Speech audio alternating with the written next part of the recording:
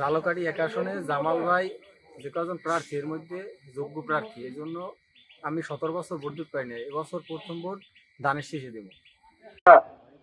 12ই ফেব্রুয়ারি যে নির্বাচন, এই নির্বাচনটি বাংলাদেশের ইতিহাসে আরো গুরুত্বপূর্ণ এই জন্য যে আমাদের সন্তান তুল্য ছাত্রছাত্রীরা বৈষম্য বিরোধী আন্দোলনের মধ্য দিয়ে, সেই ফ্যাসিস্ট হাসিনার পরাজয়ের মধ্য দিয়ে নতুন বাংলাদেশ গড়ার যে স্বপ্ন দেখছে, সেই স্বপ্নের সুফল পেতে হলে গণতান্ত্রিক বাংলাদেশ পেতে হবে। সেই সুফল পেতে হলে বাংলাদেশের রাজনীতিতে গণতন্ত্র আবার পুনরুদ্ধার করতে হবে।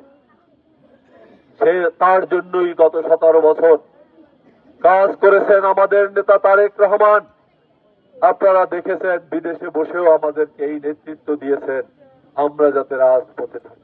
জীবন অবাক না করলে কে করবে? 28% মিল্ক ফ্যাটের অবাক করার সাথে ফ্রেশ মিল্ক পাউডার। জীবন অবাক করুক প্রতিদিন। হাসিনার পরাজয় হয়েছে, কিন্তু আগামী 12ই ফেব্রুয়ারির যে নির্বাচন হতে যাচ্ছে, সেই নির্বাচনটি এই জন্যই গুরুত্বপূর্ণ যে স্বাধীনতার 54 বছর পরে আবার আমাদের যুদ্ধ করতে হচ্ছে সেই স্বাধীনতা বিরোধীদের সঙ্গে, যারা 1971 সালে আমাদেরকে হত্যা করেছিল, আমাদের বাড়িঘরে আগুন দিয়েছিল, আমাদের মা বোনদের ইজ্জত দিয়েছিল। সেই পরাজিত শক্তির সঙ্গে আমাদের আবার যুদ্ধ করতে হচ্ছে। এই যুদ্ধে আমাদের জিততেই হবে। আগামী প্রজন্মের জন্য আমাদের জিততেই হবে। 1970 সালের নির্বাচনে আমরা 98 ভাগ ভোট দিয়েছিলাম নৌকায়, কারণ 23 বছরে পাকিস্তান আমাদেরকে যেভাবে শোষণ করেছিল, যেভাবে আমরা শোষিত হয়েছিলাম, সেখান থেকে মুক্তি পাওয়ার জন্য আমরা 98 ভাগ ভোট দিয়েছিলাম নৌকায় এবং পাকিস্তানিদের আমরা প্রত্যাখ্যান করেছিলাম। কিন্তু স্বাধীনতার 54 বছর পরে সেই পাকিস্তানের পরাজিত শক্তি আজকে আবার যারা 1971 সালে যুদ্ধ করেছিল, যারা বাংলাদেশ সৃষ্টির বিরোধিতা করেছিল, যারা আজও ক্ষমা চায়নি, তারা আবার বাংলাদেশ শাসন করতে চায়। আমাদের রক্ত থাকতে এটা হতে দেওয়া যায় না। যদি এটা হয়, তাহলে 30 লক্ষ শহীদের সঙ্গে আমাদের বেইমানি করা হবে। 30 লক্ষ শহীদের রক্তের সাথে আমরা বেইমানি করা হবে। 2 লক্ষ মা বোনের ইজ্জত দিয়েছে, তাদের সঙ্গে আমাদের বিশ্বাসঘাতকতা করা হবে। যদি সেটা কখনো হয়ে পড়ে, তাহলে বাংলাদেশের আগামী প্রজন্ম একটি অন্ধকারাচ্ছন্ন সমাজে চলে যাবে। তাই প্রত্যেকের কাঁধে দায়িত্ব নিতে হবে।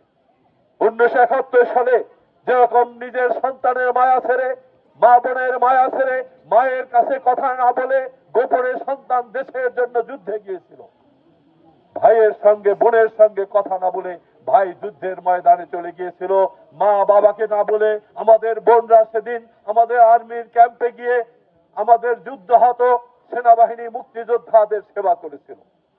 ঠিক সেই সময় চলে এসেছে।